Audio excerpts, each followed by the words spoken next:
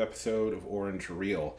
We're once again talking about a movie that has been delayed for a long time and one that is part of the biggest interconnected movie universe there is, the MCU. We're talking about Black Widow, of course. And it's been a long time coming. I mean, this movie is supposed to be out, oh God, well over a year ago. This is supposed to be the big one, the one that a lot of Marvel fans have been waiting for a long time because a lot of people wanted to see Black Widow, aka Natasha Romanoff, get her own solo movie. But the timing of it is weird, and I don't mean because it was pushed back by the pandemic. I mean it's weird because, well, in Avengers Endgame, we see Black Widow sacrifice herself so they could obtain Infinity Stone. And a lot of people have been saying, like, why didn't this come out beforehand? Can we even think this movie is going to be good, knowing that we know she's going to survive the film? And that's the big question. Is it too late for a Black Widow film, even though this is what a lot of us have been wanting? And I'm going to admit, I'm one of them. I've been wanting to see a Black Widow film for a long time. Hawkeye film too, but we're getting a Disney Plus series with him, so I'll take it.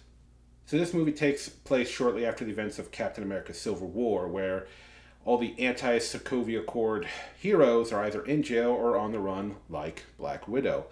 She's trying to stay low and, stay off everyone's radar. She's got the entire United States government trying to track her down. But unfortunately, her past is catching up to her, and everybody she knew before she was part of S.H.I.E.L.D. comes rushing back into her life.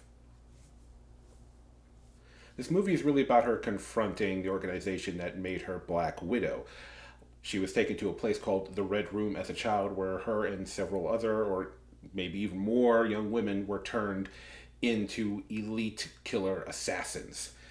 Now, of course, we know that she got into S.H.I.E.L.D. and she got away from all that, but as it turns out, that place still exists, and they're still pumping out agents. Part of the theme of this film is family and what really makes a family. Black Widow, as we know through the Avengers films, considers the Avengers her family, but she had a family before them, a family of assassins, and we get to meet each and every one of them. First, we're introduced to Elena, played by Florence Pugh. Elena is her younger sister, not biologically, I don't think that's a spoiler there, but they did know each other as kids and they did grow up together. They were part of the Red Room organization, we'll call it, because I don't think the actual organization has a name. But they haven't seen each other in years, and there's definitely some tension there about them, Black Widow after getting out of this, not looking for her, so there's a lot of that there. And Florence Pugh, I think, does a good job showing that she's kind of messed up. She's, upset at Black Widow, she's upset at the people that were supposed to be her parents, and, she's just really heartbroken at the end of the day, and she just wants her family back, even though technically her family wasn't real. And speaking of, let's talk about Mommy and Daddy. We have David Harbour playing Red Guardian, aka he's basically a Russian Captain America. He played their father when they were younger, another agent of the same organization, and he is Russian Captain America. He actually is a super soldier. Now, they don't really go into the details of how he became a super soldier, not that I think it matters anymore. I mean, more and more super soldiers are just popping up in the MCU, whether the ones we never knew about or the brand new ones like we got in Falcon and Winter Soldier. But apparently, I don't know, the movie makes out to be that he was the only one that Russia ever had, meaning, I guess, whatever experiments they ran, it only worked on him for some reason. But anyway, I really like David Harbour in this movie. He's basically playing the deadbeat dad that was always thinking about his glory days because he's older now. He's not exactly in the best of shape. He's the comedic relief character of the film, and he is really funny at times. So he can be annoying because, he's kind of indoctrinated with all the bull crap that his superiors gave him back in his Russian spy days. And he's kind of a loser, but he's the only father they got, and part of his journey in this film is not the greatest one, but actually show that he does give a crap about them beyond the fact that they are these super assassins that he got to raise for a short period of time. And he is pretty funny throughout the film. Though I will admit, maybe a little too funny at times, and that's kind of the thing with the movie. It's a Marvel movie, even though this tries to be a more serious spy film at times, there are moments of humor, and a lot of it is pretty funny. I got some chuckles out of it. But just like how I felt with certain moments in Doctor Strange, I think there's a few jokes they could have dropped and not just had in there to begin with. Moving on to the mother figure, we have Milena, played by Rachel Weisz. Whereas David Harbour, the dad figure, was the muscle of the group, she was kind of the brains, and they have that dynamic: the big, strong, lovable lug versus the really smart, put together woman. That's kind of their dynamic. And Rachel Weisz, she's a disappointing parent too, where she was like they both had this thing where it's like we were doing our duty and our job, and Mother Russia and all that kind of stuff. I don't know, but yeah, we don't get as much time with her in the film as we do with David Harbour's character. But she's it's pretty straightforward with the character. She was a mother figure. She does still care about the girls. They have these moments with her where it's like she's still acting like a mom, but Black Widow and Florence Pugh, as much as they would deep down probably wanted her to be her mom, they're still pretty angry at her because of her and Red Guardian, that they were indoctrinated into the Red Room organization and became assassins. So there's a lot of anger, there's a lot of hate there, but they're a dysfunctional family. So at the end of the day, they do all love each other. But the problem is them coming together to see whether they can actually act like a family again and have each other's back. That's where a lot of the drama in the movie comes from. Let's talk about action for a minute. Plenty of great action scenes, a lot of great fight choreography in the film, really good stuff. There's a few times where it's like, okay, that's CGI Black Widow there, or that's CGI Taskmaster, one of the villains of the film, and we'll get to Taskmaster in a minute.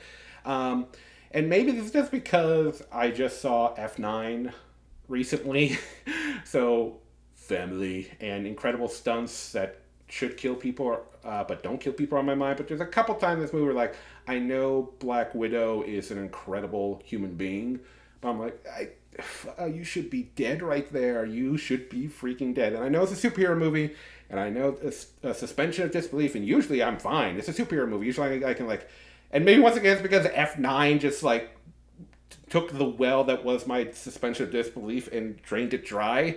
But there was still a couple times in this movie I was like, okay, that's cool, but every bone in your body should be broken. Just straight up shattered. All right, let's talk about Taskmaster for a minute. This character, pretty incredible. Their gift is that once they see someone fight, they can completely copy their fighting style. This guy throws down left and right. He can fight like Captain America. He can fight like Black Panther. He can fight like Black Widow. Once he sees someone's fighting style, they can copy it perfectly. So it makes a really interesting villain, because Black Widow is fighting all her friends in a way.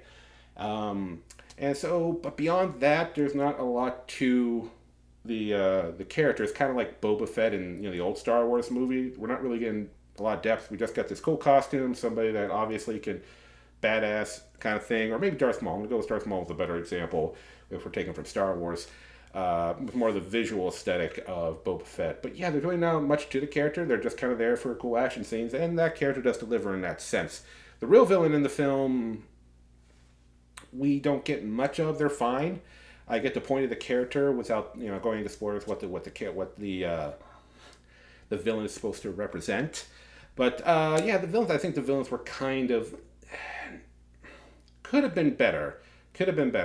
Because we really don't get a whole lot of time with them. It's really all focused on the character drama between Black Widow and her assassin family. But that's not really a surprise with Marvel. And because, as much as I am a Marvel fan, like many people, I can admit a lot of the Marvel villains have been fine. They've been serviceable, acceptable, but only the greats, are scattered here and there. You got Loki. You got Vulture from Spider-Man Homecoming. You got Thanos, of course. You got Wilson Fisk from Daredevil, which I know that Daredevil's probably not in continuity anymore. But when that first season came out, damn it was. Oh, never forget how awesome Vincent D'Onofrio was as Wilson Fisk. But anyway, moving on. So, yeah, Black Widow. This movie, was it worth the wait? I would say that the movie is good, but it's not great. Like I said, it's definitely good. I would recommend you see the film, but I think some of the problems of, few too many jokes there, kind of fun action villains, but not a whole lot of depth to them. And there's certain themes here and there, which I get some of the themes that this film is working with. Some good, some kind of subtle, some not so subtle. And there's this one part in the beginning of the movie where I was just like, okay, I get it. Like, what? We get it. Yeah, that's more for a spoiler discussion kind of thing. But anyway, yes, I would recommend you go see Black Widow. I don't think it's a fantastic film, but it's good. It's good. It's a good Marvel film. But honestly, I think it kind of needed to be better, especially since once again we've been waiting so long for a Black Widow film, and after the pandemic, this being the first Marvel movie, I was kind of waiting to be blown out of the water. Had an enjoyable time, don't get me wrong, but I was expecting a little bit more.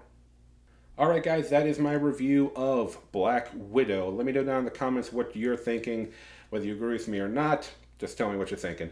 And if you enjoyed this video, leave a like. It helps out a lot. And if you want to catch more videos, click the subscribe button. Until next time,